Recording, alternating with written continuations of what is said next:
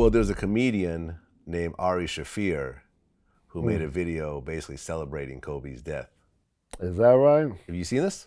Nah. Well, we're not actually gonna play it. Cool. Y'all can look it up. Cool. I'm gonna play it for you, and then we're just gonna cut to your reaction, but we're not actually gonna show it to the audience. They can go look it up themselves because I'm not trying to really promote this dude like that. But I'll go ahead and play it for you so you know, so you get a reference in terms of what I'm talking about. I think he's from LA. He's LA. I think he's from LA. Lives in New York. He wants some attention. He wants somebody to bust his head so he can, be immortalized in something. He's nobody. I ain't never seen him before in my life. I haven't either. Russell Peters, one of my favorite stand-up comedians. So I like I like all different kinds. I just don't like black comedy, not purely black comedy. I like all different kind of comedy. Fuck with Gary O and all that shit. Right. You know what I mean? So yeah, I never even heard or seen this dude. I've never heard of him either. Oh, and boy. apparently he does this, like this is like his thing. Whenever someone dies, even if it's like a friend of his, he'll put out like a really fucked up video like celebrating their death and stuff like that. He wants something to happen. But with Kobe, I guess this was sort of like the biggest person he went after, and there was a huge backlash. This make me think about when you asked me how would I respond to somebody telling me to suck my dick. You remember that one? And I said, you was like, I was like, words, I wouldn't let him even get to me like that, but I couldn't say the same so many years ago. Right. You know what I mean? He wants somebody to hurt him, man. He might get lucky. He might run across some people who remember him and be somewhere and somebody do something to him. I think he wants that kind of response to that's incendiary, man. That's not that can start a whole lot of shit. People can take that as what race is that motherfucker? Oh, that's how they feel. You know what I mean? He's unfortunately a Jewish guy. Unfortunately, like I'm not trying to stand next to this guy, but right. Unfortunately, he's given us a bad name doing shit like that. Right. Because I can tell you that in general, everyone feels fucked up over Kobe. Man, you ain't got nobody's celebrating this. Well, it was like damn near 300 million tweets like within 3 or 4 days in China about Kobe Bryant in China. Yeah. In China. Yeah, no, I mean it happened down the street from my house. Literally, we walked down to as far as we can go to the crash site. And all the other Kobe fans were there and so forth. Yeah, I just saw today they having a memorial for him at Staples Center. Oh, that's going to be the biggest thing ever. Oh, it is. This is the biggest. It's like really like a bomb was dropped on LA. That was the effect for like the first 2 or 3 days. I mean, it didn't matter what project you had coming out. It didn't matter what kind of accomplishment you had just achieved. None of that. It was overshadowed by the grief of that. And rest in peace to everybody that passed on that helicopter. It's there was nine people. Kobe is just, what I'm saying? He's just the focal point. But, don't nobody feel no less for nobody. If you didn't know him, how you gonna act like you really grieving? Like, I didn't know him personally, but I knew him since he was 17. I watched him. You know what I mean? So a lot of people take that as people being uncaring and unfeeling about the rest of the people and just on Kobe, and Gianna. You know what I mean? It's like... Right. I mean, because I'll be honest, with me personally, when I heard Kobe, it was like, damn. But then, and originally it was reported that it was just Kobe, right? And then maybe the pilot. And maybe a manager or something like that. But, and I remember the first reports that we put on Vlad TV was, Kobe is survived by his 3 children and his wife. And then maybe an hour later, you find out that his daughter, his second... Second oldest, yeah. Second oldest. Yeah, 4 kids or 3 kids? Gianna, 4. 4, okay, my bad. 4 kids, yeah. There we go. Yeah, we originally thought that his 4 kids were still alive. Then you find out Gianna was on that plane, and that's really what fucked me up. Because it's like, well, damn. I mean, Kobe at least had gotten to live his life. She was just starting out. Like, she hadn't even gotten a chance to do anything yet. Like, nothing.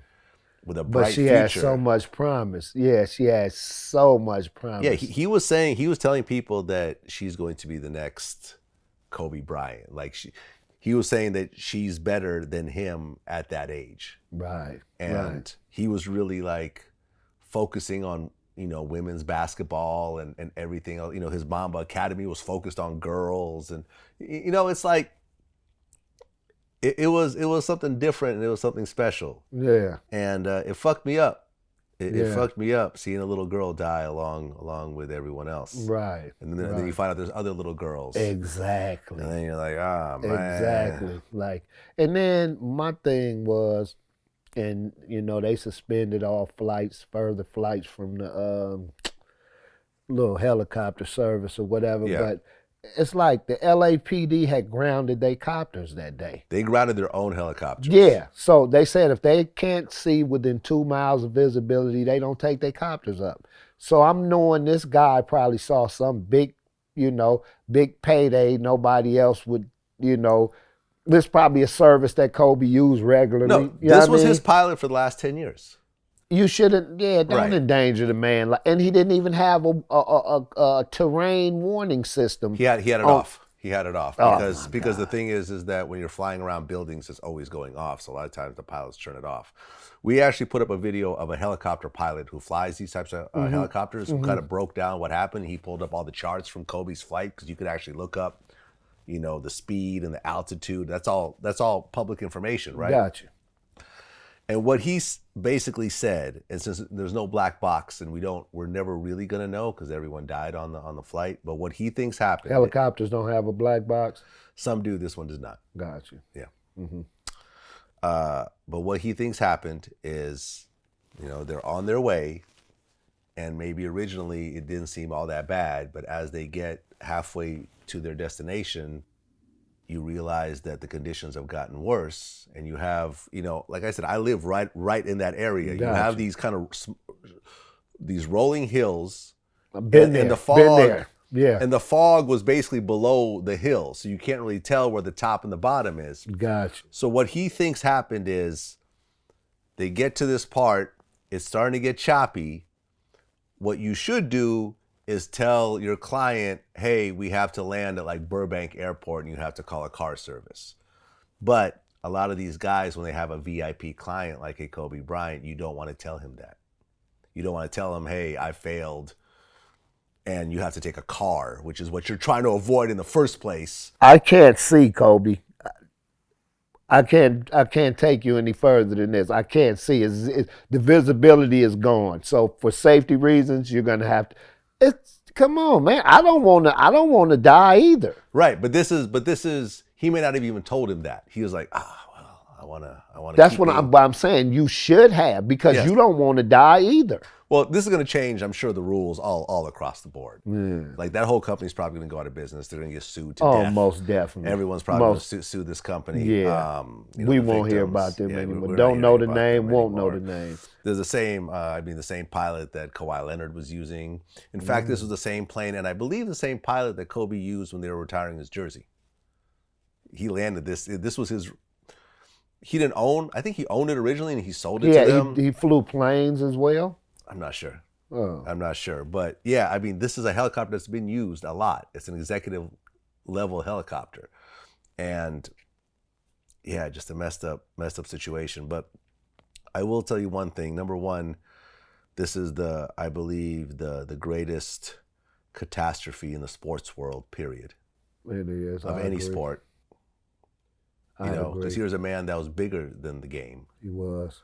You could have never watched a single basketball game in your life, and you know who Kobe Bryant is. You know what he looks like. You know what his number is. Right. And so forth. And, Magic Johnson and Shaquille O'Neal both said that Kobe is the greatest Laker of all time. Stats prove it. Yeah.